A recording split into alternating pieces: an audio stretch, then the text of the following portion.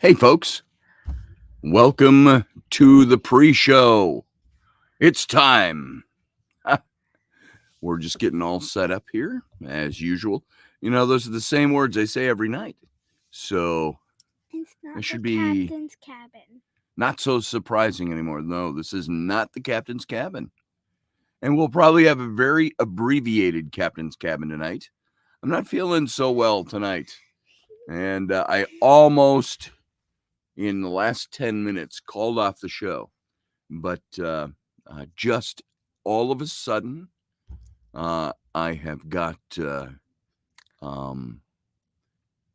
something going on in my chest. It's rattling and coughing and all of that. You may hear it in my voice. It's very tightly pinched tonight. So, rainy cleared the skies. Yes, I woke up it's sunny really across early the this Gulf of morning. Alaska country. I woke up really early this morning. She did. We all had to wake up early because we had to get Rainey and my son Flynn over to the airport for her flight to Alaska. Yeah. Oh, I had to turn that off, sweetheart. That sound off, so it's not picking up. And so we got her to the airport with Flynn, and they are on their way to Alaska. Well, they're in Alaska now. So they were there, and she called us from her sister's car, and you see the Alaskan scenery going by the windows, and I could see Flynn in the back seat like this on his phone. So I said, her, Flynn, actually. What do you think of Alaska so far? He looks up and says, I haven't seen any of it yet. I said, look out your window. He was glued to his phone and his TikTok or his videos or whatever. So I actually called Mom. Yeah, I nearly called the show, Niall. Maybe that's a reason why I need to be here. Yeah. Are we going to Andy's? No. If you're going to ask me on radio after the 30th time you've asked me, no. So let's see. We got 2 minutes left, and you've got me severely imbalanced here, sitting there like that. So I'm going to have you stand on the floor next to me. There we go. Yeah, well, you're going to, in less than 2 minutes, you're going to be gone anyway, out of the room. So, Yeah. Uncle Dave, how you doing? Andrea, good to see you. Yeah, my voice is a little off, and that just came on since yesterday. So, okay, I'm going to have you stand up and move. Thank you. Have fun upstairs. She's such a counterbalancing weight on my leg. She's either leaning on me or something, and I'm like, oh my God, I can't keep my head straight up and down. So we will do. Yeah, Cuddle Monkey is right, Rudy.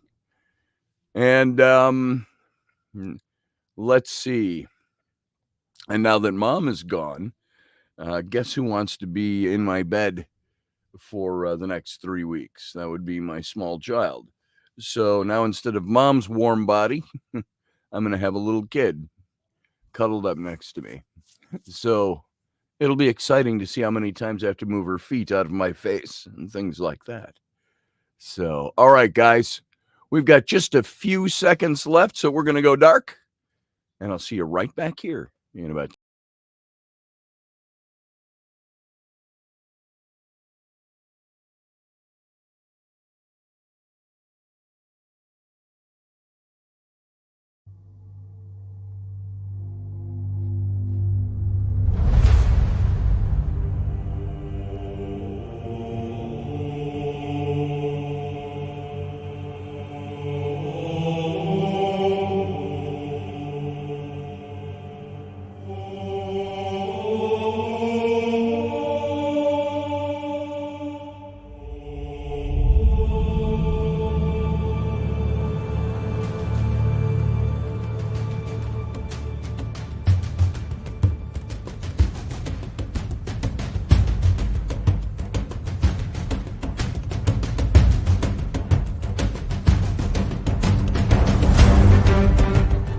Intrepid radio program with Scotty Roberts. Intelligent talk.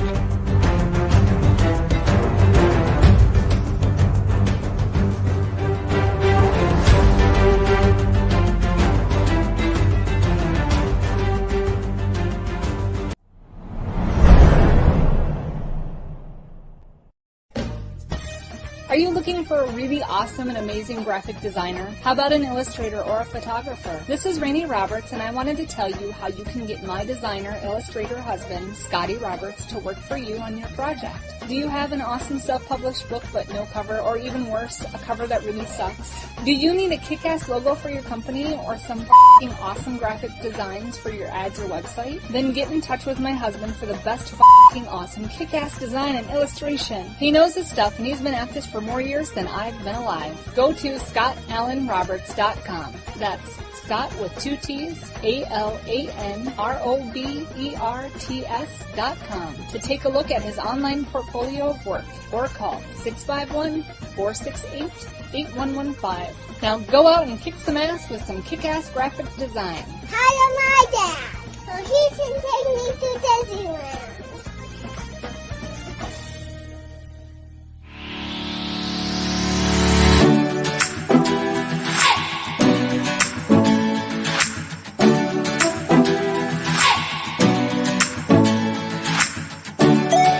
You're listening to the Intrepid radio program with Scotty Roberts.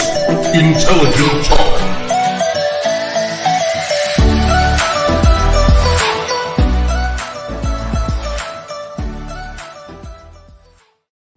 Hey folks, welcome to the Intrepid radio program. I am your host, Scotty Roberts, right here on this my show, the Intrepid radio broadcast.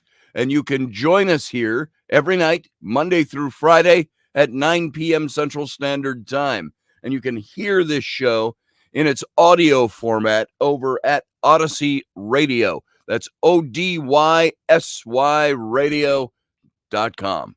And while you're at it, you can also join the simulcast of this show. And of course, that's for everybody who's actually not listening quite yet or hearing this in archive.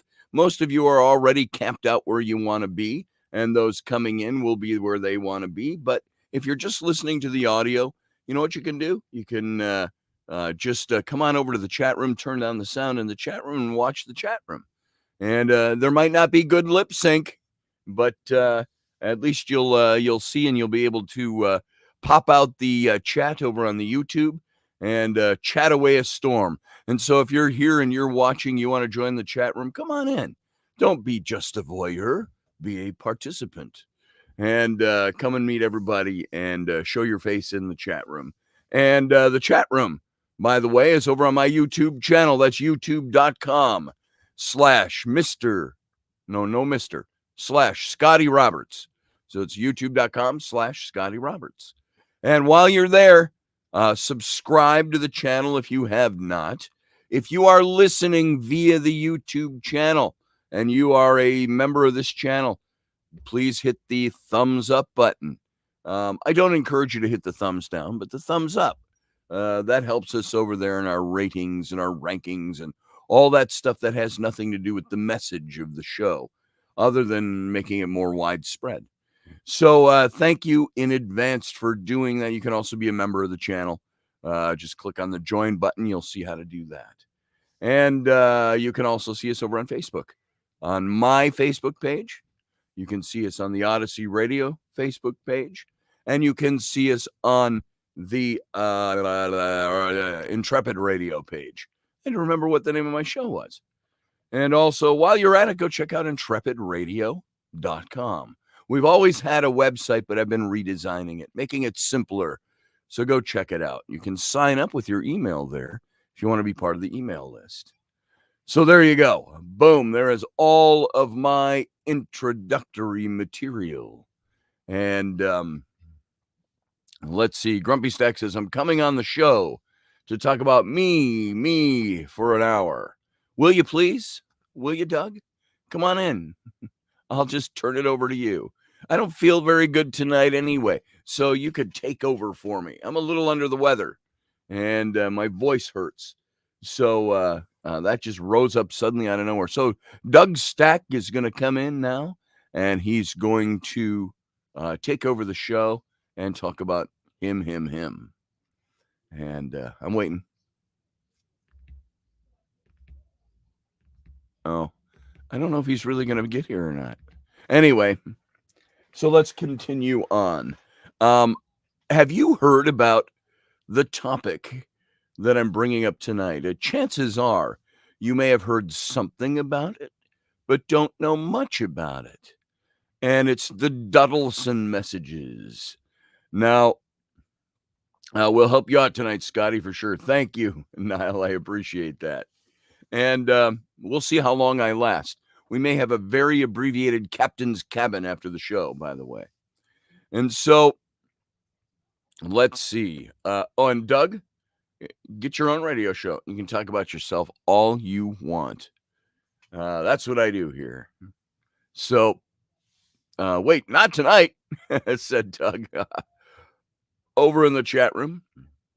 And so, folks, there, come and meet these people. You'll get to know them. You'll enjoy it. And so, have you heard of the Donaldson Messages? And the Donaldson Messages, it's definitely one of those woo-filled urban legend type of stories, but it involved real people that we know of. It's been documented.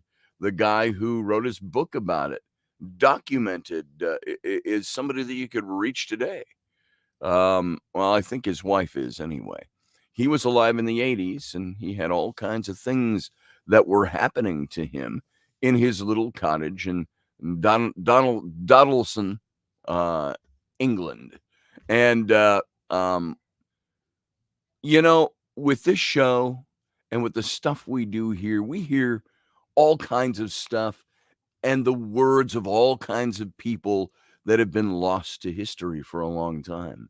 When we dig into these types of stories, these are things that before I learned about this, I'd spent most of the bulk of my adult life never having heard about this before. And so the voices of ancient peoples, they echo through the writings of laborers and servants and judges and juries and maids and mistresses, and exactly as they were written in decades and centuries past. So we can look at diaries, we can look at writings of theirs and so on. And this one-way communication with history in our past is always limited by its very definition. And no matter how much we dig, we can never ask those writers any questions. We can't ask them what they were feeling. We can only assume we can figure out what they're feeling as they wrote each line. And whilst we judge them by the information they give, we can never invite them to ask what they make of the people and the things of today in our alien modern world to them, what would be to them. And so way back in 1984, so we're talking 38 years ago, there was an economics teacher, and he was living in the small rural village of Donaldson, and found that he had the opportunity to do exactly this, what we're talking about. When he was thrust into a strange link that tied him across centuries with past inhabitants of his home via an early model personal computer. And it's many of you who were alive and adults in 1984 know the kind of computer I'm talking about. Black screen, the green or the white letters, computer words, font. And he was tied strangely across the centuries, according to his claim, with a past inhabitant of his home via an early model. I think it was I want to say it was like no, it wasn't an Apple. It was something else. Doesn't matter. And it's word processing software, Edward, W-O-R-D. And so both accused the author of accused the other of trickery, the software development company and the computer company, for the story that he told of what happened with his computer. Poltergeist activity, witchcraft, devilry. We're not that far away from when something strange happens, somebody will cry to you, "It's the devil's work." "Aye, it's the devil's work. It's important, it is." So, but eventually a bond between the two was formed. Cross-century communications are never easy, and especially when the future gets involved, when it became a three-way conversation. So what I'm talking about there is whoever he said he was connecting with in the past was speaking to him through his computer. And then eventually there was someone who claimed they were from the future that was connecting with him on his computer. And so this is what we're going to cover tonight. We're going to look at this in a little more detail. Now, I don't have all the perfect facts for this story, and we could go on for quite a long time talking about this story. But what we want to do is we want to talk about, is this a ghost story or is it a hoax? And this 38-year-old story. And so the Donaldson Messages, hoax or ghost story from 1546 is the date that supposedly somebody was talking to him through. Now remember, this story took place and happened at a time when there was not as much, I'd be shooting photos of my picture, of my screen, or taking screenshots. I'd be posting them up and all of that. But, none of that happened in 1984. Six-toed footprints imprinted on the ordinary dust of Meadow Cottage, Ken Webster's 18th century brick cottage in Donaldson. And the footprints seemed to walk up the walls between the bathroom and the kitchen. And it was a prank, to be sure. Ken and his girlfriend Debbie and their visiting guest Nick decided. And it was 1985, and Webster was slowly and unenthusiastically renovating the old cottage, which had kicked up some unusual activity. And it's a 400-plus-year-old cottage. And Nick took a paintbrush and a gallon of paint to the footstep prints, and he covered them for good, or so he thought, until the prints returned the next day. And so the prank was suddenly much less amusing. Now, I don't know what kind of footprints he had that he was just painting over them. If it was footprints in the dust, I'd kind of wipe up the dust. And so I don't know if that's something that's inaccurate in his story, but that is certainly something that I wouldn't paint over dusty footprints. Well, anyway, over the next few days, there were cold gusts of wind and shadows and the eerie presence of an invisible entity haunting the residents of the Cheshire Cottage, according to him. And they find strange footprints in the dust on the floor and tins of cat food neatly stacked in a pyramid shape, said Nick Poins, who holds a master's degree in early modern history from Birkbeck University in London. And in an email interview, Poinitz is particularly passionate about the history of books and popular English politics during the 16th and the 17th centuries. And the series of events that popularly became known as the Donaldson Messages have always fascinated Poins. And in 2011, so just about 11 years ago, he decided to write a blog post about all these things that he had experienced and seen. And as someone who grew up using the BBC Micro at school in the 1980s, I love the way the story brings together early computers with a period of history I know well. And so between 2011 and 2016, Poins' blog his online blog became a lot more active after he wrote the post, which he entitled The Ghost in the Machine. I don't know if that's the first time we'd ever heard that phrase being used quite that way or if he borrowed it from somewhere else. But his post was telling the story of Ken Webster's, the guy who owned the cottage, and was having these experiences. His deeply puzzling encounter with someone who was, get this, writing him messages through a borrowed BBC computer in 1984.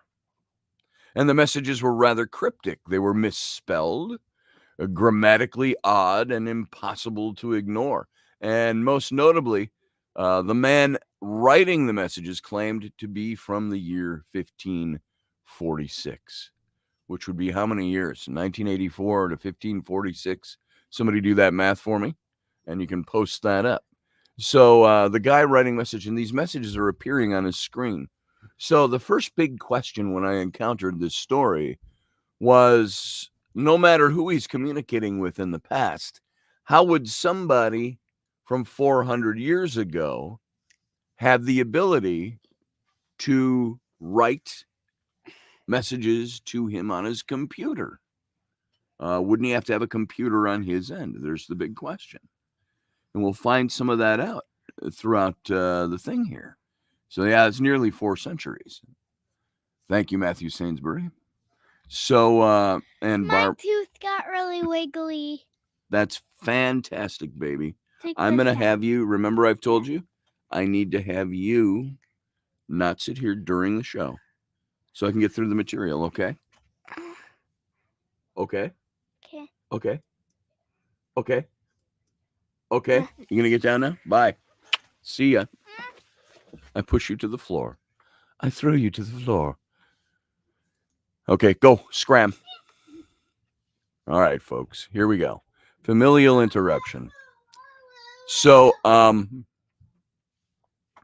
as this story goes on, Webster was teaching at a local school, and he brought home a computer borrowed from the school. And the messages start out by asking about who Ken and Debbie are. Who are you guys? In the message. And the writer appears to be able to see them. And it accuses them of stealing his house. And Webster detailed the events in his book, The Vertical Plane, which you can go get. You can go to Amazon and find The Vertical Plane. And he transcribed the first message I ever received through the computer, a poem that was as beautiful as it was ominous. And it read like this. This is one of the messages he got. And it said, "True are the nightmares of a person that fears. Safe are the bodies of the silent world. Turn, pretty flower, turn toward the sun, for you shall grow and sow. But the flower reaches too high and withers in the burning light. Get out your bricks, pussycat, pussycat. Went to London to seek fame and fortune. Faith must not be lost, for this shall be your redeemer." That was the first message that Webster got on his computer. And he thought, where's that coming from?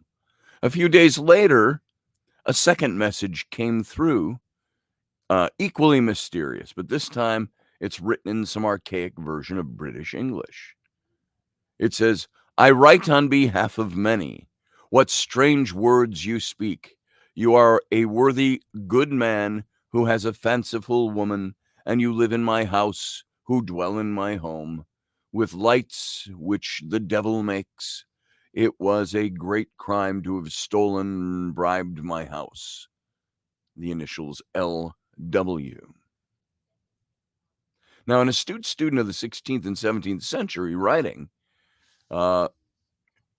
Poins, who later wrote his blog about this, detailed the unique nature of LW's, later revealed as Lucas with a K, Lucas, K-A-S, messages. Lucas, his messages are written in archaic English with old-fashioned spellings and vocabulary and dialect from the time and the region, he says. So over 18 months in 1985 and 1986, all these messages continued to appear on the computer, and Webster committed himself to figuring out who or what was behind them. He asked the person or the ghost or the presence a series of questions about where and when he was from. And he asked what college he went to and who was the reigning king at the time. And so the blogger Poins described that an exchange that answered some questions and yet left many more in the wake of Lucas's cryptic reply. And Lucas is suspicious about Ken and Debbie's motives. He's somehow receiving messages from them. And we later find, I don't want to give anything away, he's like hearing these messages audibly. And he's responding audibly or writing it on paper. And it's somehow transmitting itself into a computer almost 400 years later. So he's suspicious about Ken and Debbie's motives. He deliberately lays traps for them to see if they're really from the future. In his time, there was no Jesus College in Oxford. It was founded in 1571. So he thinks that anyone from the future would know he has given he has given what, from his perspective, is obviously false information. And so his real name emerges later as Thomas Harden, Harden, or Howarden, Hawarden. So someone of his name did exist and was vicar of a church in Gloucestershire in the 1550s. And so the messages continued, and it became clear that Thomas could see and hear some of the goings-on in Meadow Cottage over back in his time. And he would comment on photos left around the computer by Webster, like a picture of a Jaguar car that Thomas mentioned later in a message, saying, I have found your picture of the cart, but it is a crude thing, for without the horse it wouldn't go far. Now, is that a joke from somebody who understands what an automobile does? I don't know. So the year 2019, there were further muddles this story. So things got really weird when Lucas, now known to be Thomas, writes that he's confused when Webster says he's living in the year 1985. And he says, I thought you were also from 2109, like your friend who brought the box of lights, pray. And a friend from 2109, the box of lights, the computer. Webster writes in his book, even if Lucas was sometimes hard to follow, this section was impossible to misinterpret. He must be hallucinating, is what he thought of himself. And so still Webster wrote it to 2109 on the computer, curious to see what would happen. They, at 2109, referred to themselves in the third person singular pronoun, and they responded to him on his computer. Try to understand that you three have a purpose that shall in your lifetime change the face of history. We, 2109, must not affect your thoughts directly, but give you some sort of guidance that will allow room for your own destiny. All we can say is that we are all part of the same God, whatever he is, ? Now, unbelievably, the story that's being spun here, spans 3 seemingly active timelines. So, Scott Allen says 2109, 3 years before 2112. If you know, you know. There he said, there it is. There it is. If you know, you know. You know what I mean? Wink, wink, nudge, nudge. So, 2109 then starts leaving messages for Ken and Debbie, claiming that they're involved in an experiment or a similar project with higher purpose, says Poins in his blog. 2109 communicate in a very, remember they're speaking of themselves in a plural, 2109 plural speak of themselves in or communicate in a different tone and language, and they use scientific terms, but also giving little detail away about their agenda other than their annoyance at Ken and Debbie when, for example, they find out Lucas's real name. And 2109 worry that this will disrupt their plans. And so there's a paranormal team that comes in. They end up leaving empty-handed, but what experiment? What plans? The questions continued to mount until Webster invited a paranormal investigation team called the Society for Psychical Research to the cottage to investigate. I believe that's the same name as the College of Psychical Studies. So 3 times they came, and each time left with no answers for Webster. And they had, having experienced no activity at all, none of the weird footprints of cats, and no ghosts, no ghostly figures, no nothing coming across on the computer. And so eventually Thomas said that he was being forced from his land and was never heard from again. Thomas being the original guy that's supposedly messaging from 1546. Said he's being forced from his land and he was never heard from again, but said that he would leave something for his friends in the future. So Thomas says that he's writing the story of events from his perspective, and that he'll leave the book where it can be discovered in the future. Now, wouldn't that be intriguing? Poins said in 2109, later says that the book will be found at some point. If such a book does exist and is ever found, it would obviously be a compelling piece of evidence. However, you guessed it, no such book has ever been found over the last 38 years. Now, the blog post has become a bit of a discussion forum for believers in this sort of thing. And in the story with Gary Rowe, the UFO researcher who investigated the events and features heavily in the book, and Debbie herself, Ken's wife, are both posting periodically, Poins says. And it's clear that many people, including Gary, believe that the story is true and that proving this is unfinished business for them. So now that's pretty interesting stuff. Now, English that was spoken, by the way, in the 15th and the 16th centuries is called Early Modern English or Early New English, not Old English, though it feels old to us in the 21st century. And so Old English is spoken from around 700 to about 1150 BCE. And today we speak modern or New English. So this was the English they were encountering. Now, if all of that isn't interesting enough, it still leaves us with huge, gaping questions. Is this story true? Can we believe what it says with just a quick reading of the events? And say, oh, yeah, I get it. I can see that happened. Well, we don't know that. That's the problem. So we have to look at this. Did a computer in 1984 really communicate a 16th century farmer's words? And the Donaldson Messages here, I've got a little bit of explanation for some of them.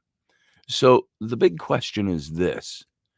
Did a computer from the 1980s really communicate with a farmer in the 16th century?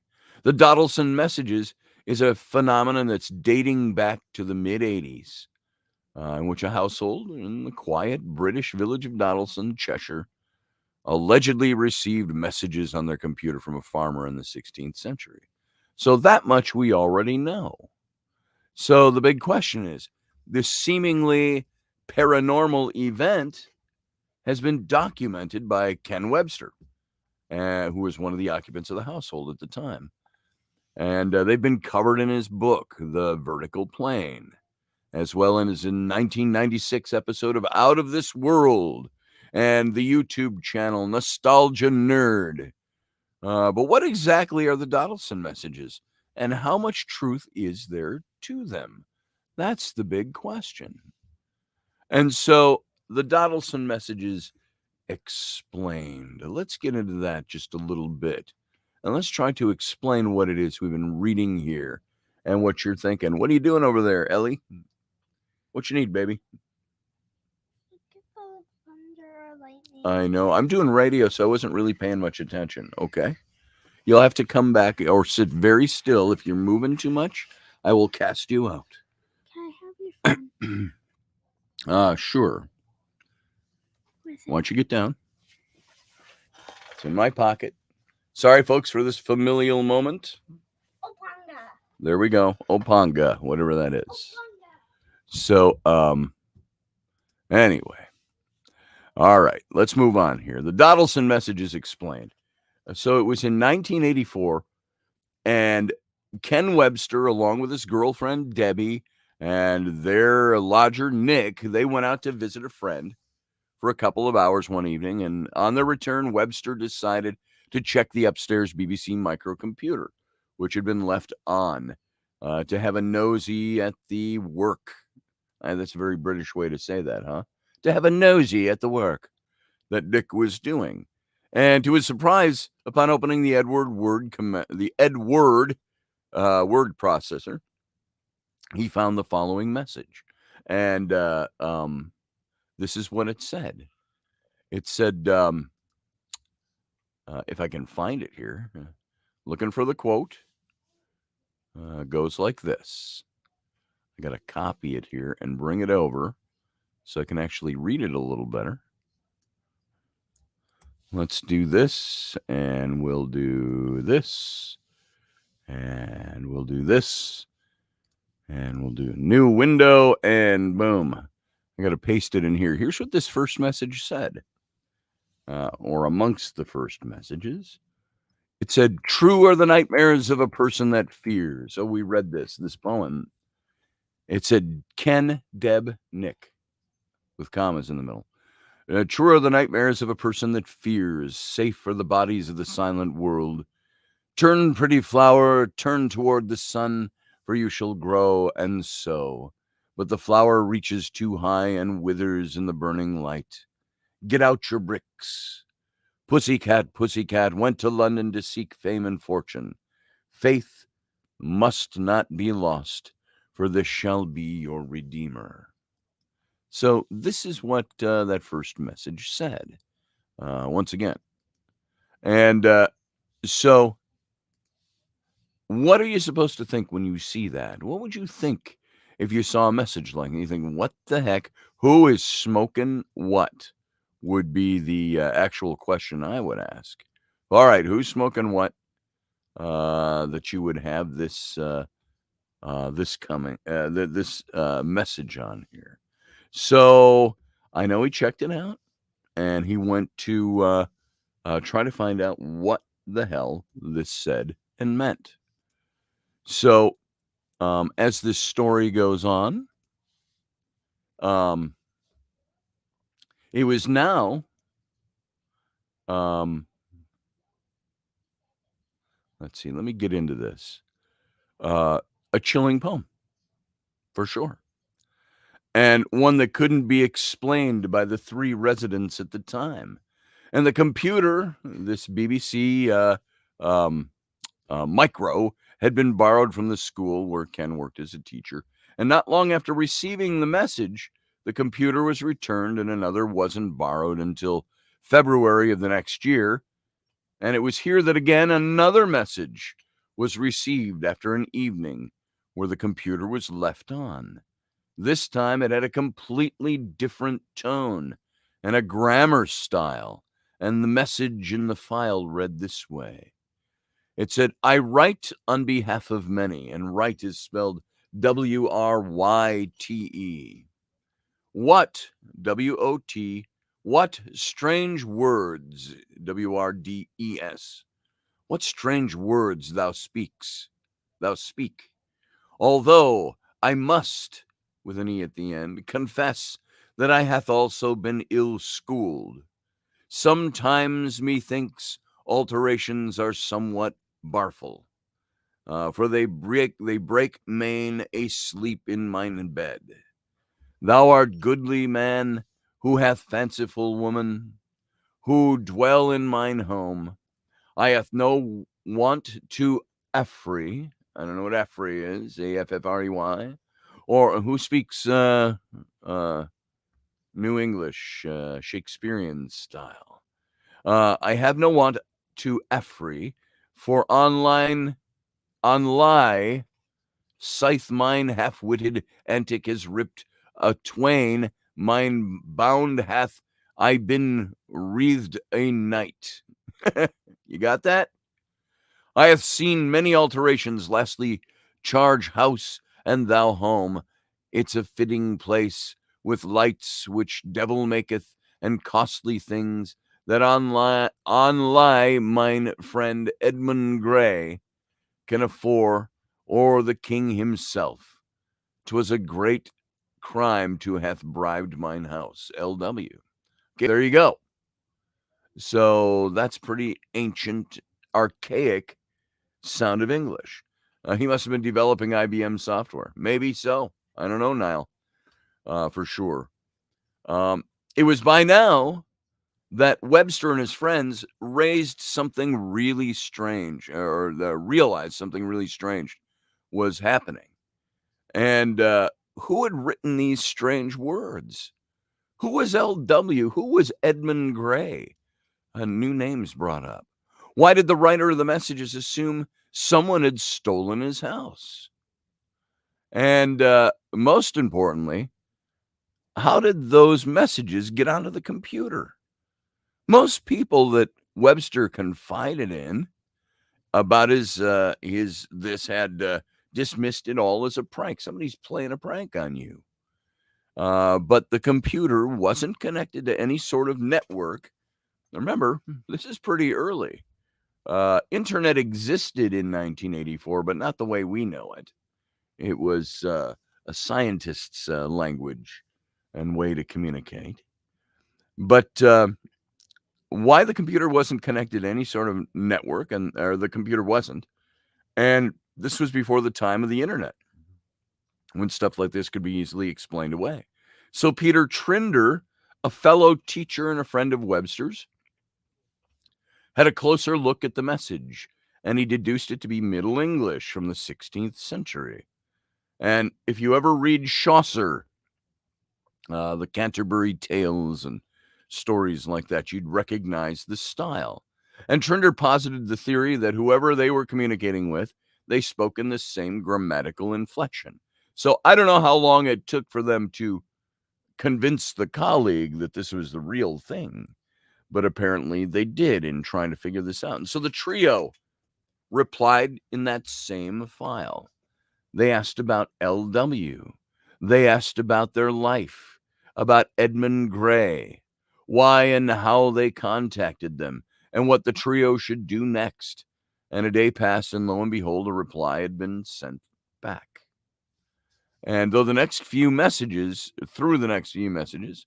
Webster was able to discern intel on where, when, and who this mysterious acquaintance was. L.W. turned out to be named Lucas Wayneman, taken from the mid-1540s, who seemed to have lived in the same plot of land that Webster's house now occupied. And what made the evidence even more compelling was Peter Trindle's assessment of the messages, which pinpointed the tone, the grammar, and the text to fit with 16th century, to a 16th century life. And remember that due to the lack of travel options, many centuries ago, dialect and language back then would have differed quite dramatically between different counties in the United Kingdom. Trinder even tried to send messages separate from the rest of the group and then delete them to ensure that neither of them were the perpetrators of this phenomenon. So he secretly sent messages on their computer. Now, it gets even weirder.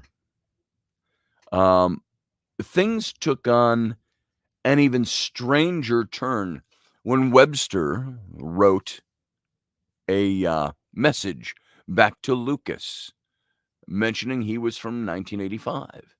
And the reply he received complicated matters even further.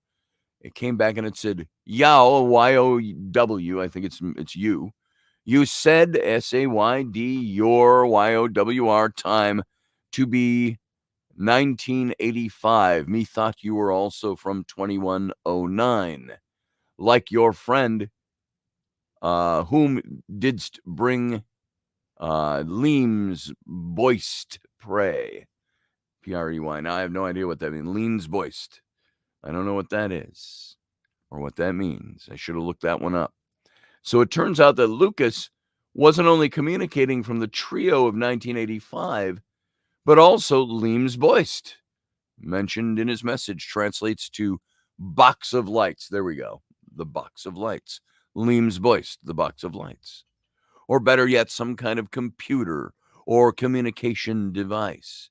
Now, curious to discover what would happen, Webster decided to use the BBC Micro to write to the future with the simple message of calling 2109. And there was a response. And that response said this: try to understand that you three have a purpose that shall be in your lifetime and change the face of history. We, 2109, must not affect your thoughts directly, but give you some sort of guidance that will allow room for your own destiny. All we can say is that we are all part of the same God, whatever he is. So now the story was splintered off into two different timelines. The 1540s, and 1985, and now 2109. So not only that, but the individuals from 2109, it's difficult to pinpoint how many are from this era, as they refer to themselves using the singular, they. And they claim they must have been into pronouns up then, if they're really from the future. They refer to themselves as they, and claim Webster and his friends are involved in a higher purpose. And from here, the story gets even weirder than that.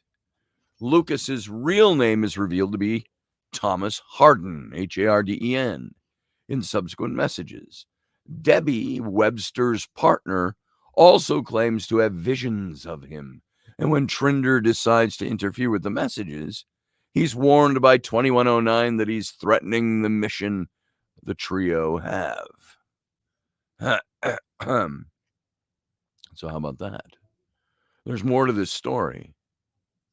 And there's more detail to all of this stuff that we don't have time to fit in tonight. So let's look at a couple of the theories in the few minutes that we have left as to what this really is. Was this Webster bullshitting everyone? Remember, he wrote a novel. And this novel, was this a story he concocted to create the novel? Was it something that really happened to him? So I like to think of myself as a pretty open-minded person when I read this stuff. I'd have no trouble believing in the existence of ghosts. I have no trouble believing in aliens if the right evidence is there. But here, I'm going to offer up a little skepticism of this because it leaves me a little skeptical, as wildly fantastic as the story is. And maybe because it is so wildly fantastic, it leaves those questions. Niall Parkinson says in the chat room, but it would be 10 years before we got the internet. This man was speaking to a computer program which spoke back to him. Exactly. And I think the explanation that I had read somewhere along the way was that LW, or Thomas Harden, back in the 1500s, was hearing them audibly, and he would speak to them audibly, or he would write it down on a piece of paper. And I think there was even one point where Ken had left a piece of paper and a pen by his computer and said, can you write down your name? Almost like an automatic writing thing. And he went to bed and he got up in the morning. He claims there was handwriting on that. And it was very archaic looking English. So, and that exists. There are pictures of it. And I did not download it to show to you. But so that was very interesting. Now, Lucas's messages are filled with inconsistencies. Here's where my skepticism hops in. Some of the information he provides about the 16th century is incorrect. The grammar he uses is also inaccurate. The Out of This World episode spoke to a scholar who elaborated on this. If you ever find that on YouTube and look that up, you can watch it. Out of This World from, I think, 1996, something like that. Now, if you ask me, when it came to Ken Webster writing his science fiction novel, The Vertical Plane, he probably thought it'd be a great marketing tool for it to be based on a true story. But hey, that's me. I frankly would not, for any book, try to perpetrate a hoax on people to promote my book. Now, some of you may think I am a gross marketeer as it is, but, nobody's going to toot your horn except yourself. So you have to get out there. You have to toot your horn. You have to let people know what you do and get the word out there. But I would never fabricate a story unless I did it like, something like Orson Welles' War of the Worlds. And it's revealed at the end of the show that this was all a story.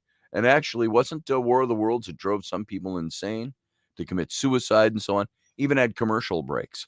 And now a word from our sponsors while the Martians tear through the humanity on the hillside. Buy your soap from Spender's Soap today, whatever it was. And so there were advertisements during that. So Niall says the story's not compelling, only in regard to using the shock of 1984 technology with personal trauma. Again, yeah, I agree with you there, Niall. It's compelling only in the sense that it sparks the curiosity. But I got a lot of things that'll spark my curiosity. So when he started writing his book, I think Webster I think I'd have a lot less trouble believing his story if he'd had left out the plot twist of there being a third party of individuals from 2109 also on the call. So that is the Donaldson papers or messages in light, folks. That gives you an idea of what that is. And if you've never heard about that before, it's worth looking up. And when I was doing some research on it, there's several podcasts out there that talk about this. So you can go look up, just put in the Donaldson Messages, and you'll find a list of all of those podcasts. You might hear some pretty good stuff. I haven't listened to any of them. I don't have time to listen to other people's podcasts. And just rarely, when I paint or doing illustration work here, I'll sit and I'll turn on podcasts and listen. I just heard a really excellent podcast by two women. I want to say they're in California, but I don't think it matters where they're from. They have a podcast called Why We Drink. And they do paranormal mixed with a lot of murder mystery, cryptic stuff like that. And they actually did a show on Helen Keller. I'm sorry. That's my brain. Not Helen Keller. Name is familiar. Anne Frank. Totally different kind of person. Anne Frank, who wrote the very famous Diaries of Anne Frank. And about the woman who grew up, I think, in the late 40s and the 50s, and I think is still alive today, in her late 70s, early 80s, something, probably her 80s. who claimed she was the reincarnation of Anne Frank, and it started when she was a small child. She wasn't an adult making this shit up. So it was very interesting, and I might want to talk about her and her story. Yeah, the commercial breaks during the War of the Worlds. Yeah, exactly. That makes you laugh, doesn't it? So anyway, folks, those of you listening on the radio, we're going to go out for the radio audience, and you can join us here for a very short, abbreviated Captain's Cabin R, which takes place right over on my YouTube page. And in any of the video rebroadcasts or simulcasts of this, you can watch it firsthand. And so I want to thank you for being here. And so we're going to get you out of here right now. So you know what? Live long and prosper.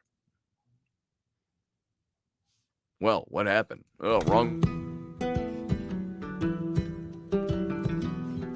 Join us at p.m. Central Standard Time, 10 p.m. Eastern. The Intrepid Radio Program, a Scotty Roberts Productions broadcast.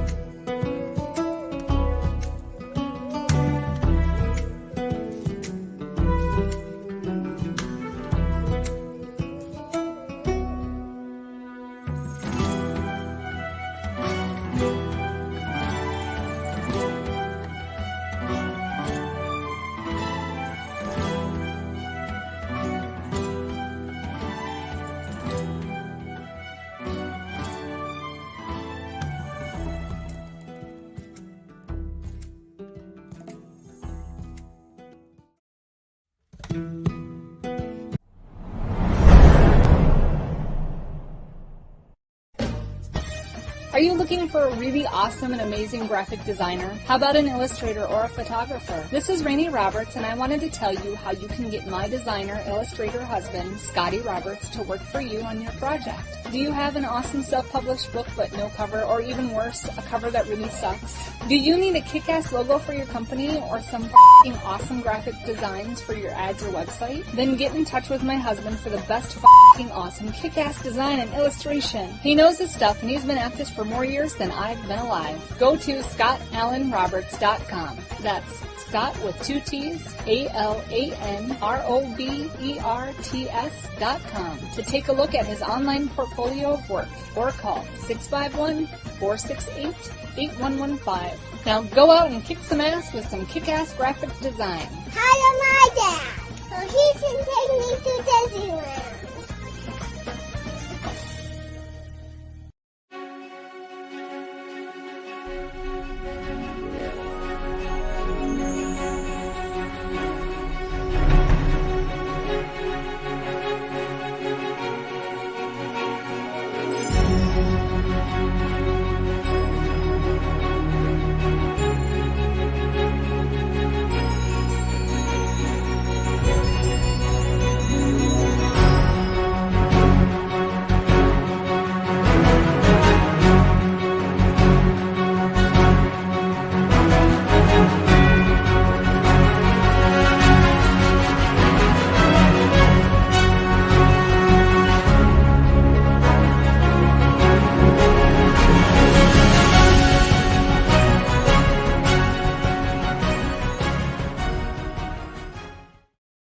Isn't that some great rollicking music to bring in the Captain's Cabin? Arr, me mateys.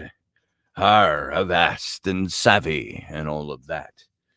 So I want to welcome you to the Captain's Cabin, which will be fairly abbreviated tonight, only because I feel like shite, and I shan't carry on much longer. Niall Parkinson said, regarding this, he says, I don't believe this was a hoax. The whole Donaldson messages, merely the ramblings of a sick man who projected his trauma onto the computer program. Now, that would be something, oops, everything skipped when I clicked. Now I can't get out of this. There we go. I believe that is probably the case. And why do I have the It's Sunday banner up here? Let's take that off. There we go. And I don't know if I would say that he was a sick man. I would have to be able to know more about him, to know, are his ramblings something that are the products of a sick mind? Was he, and he's a teacher. Not that teachers can't have tainted minds, but is he somebody who, elderberry, arr, the captain's cabin, not the captain's cabbage, the captain's cabin. And would his, if he had a mental illness or a sickness, would that show in other areas of his life? That's what I don't know. I don't know enough about Ken Weber to know much about what his life was actually like. I don't think he's alive, but I think Deb is still alive today, his wife. Now, let's see, if that was 38 years ago and they were in their 20s, she might only be, in 1984, I was 23 to 24 years old. So if they were roughly the same, she's either roughly my age or a few years older.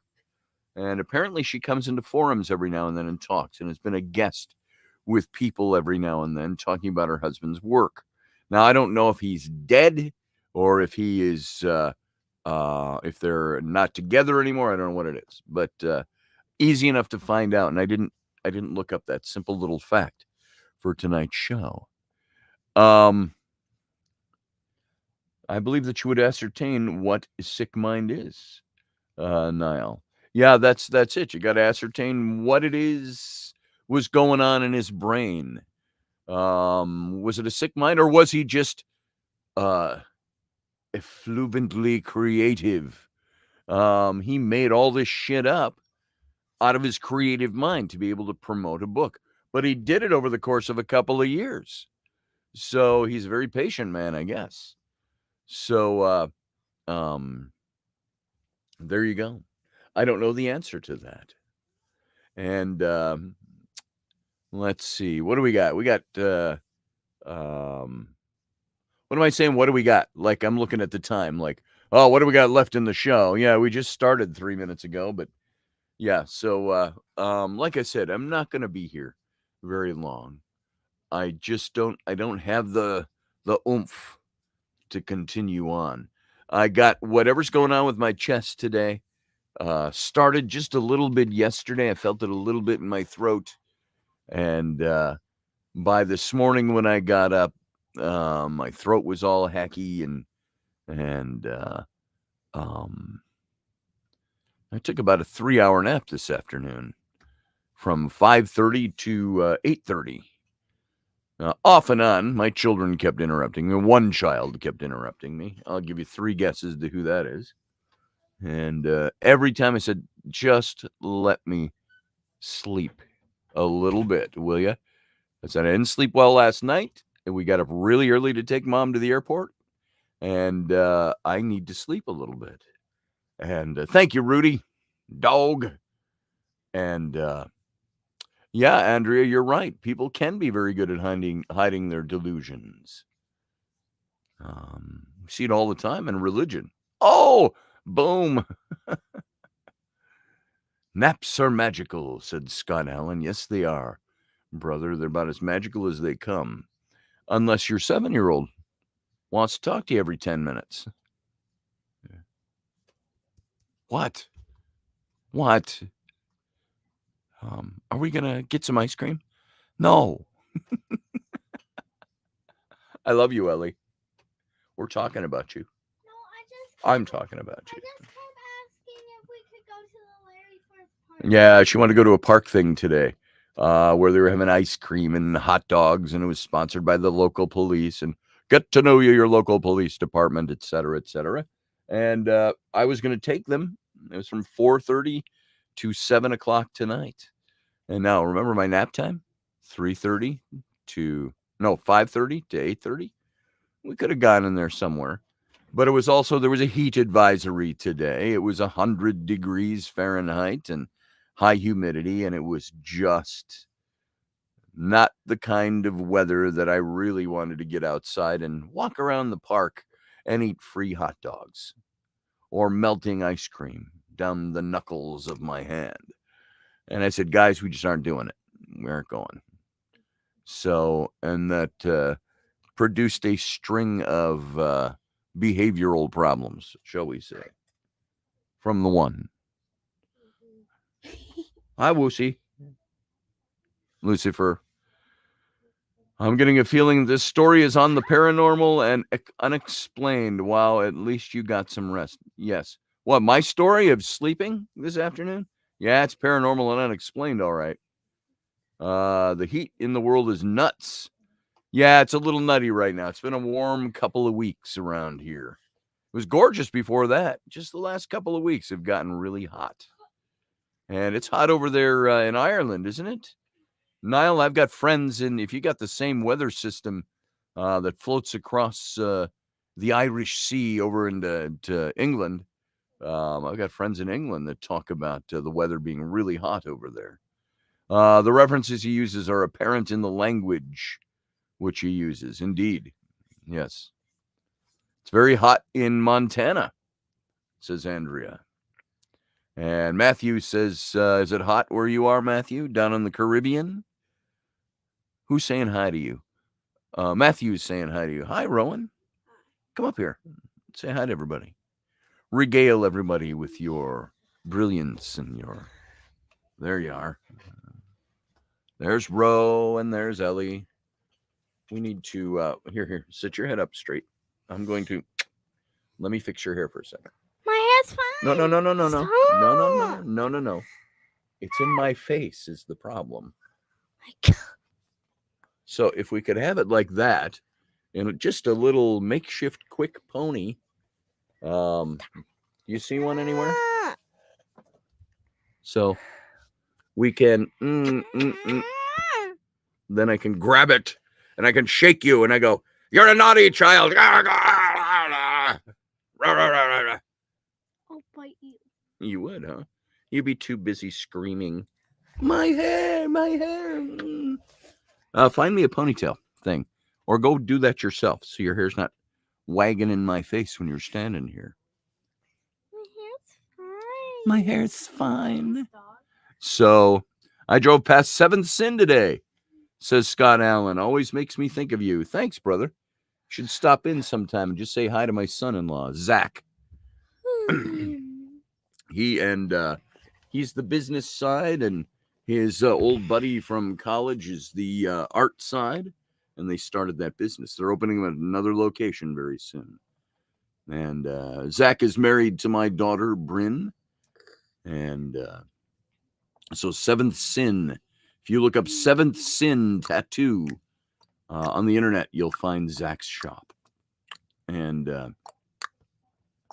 always said of Zach, my son-in-law, he's got the look of not a beefed up version, but a lean, tall version of Henry Cavill, who plays the new Superman in the last few movies.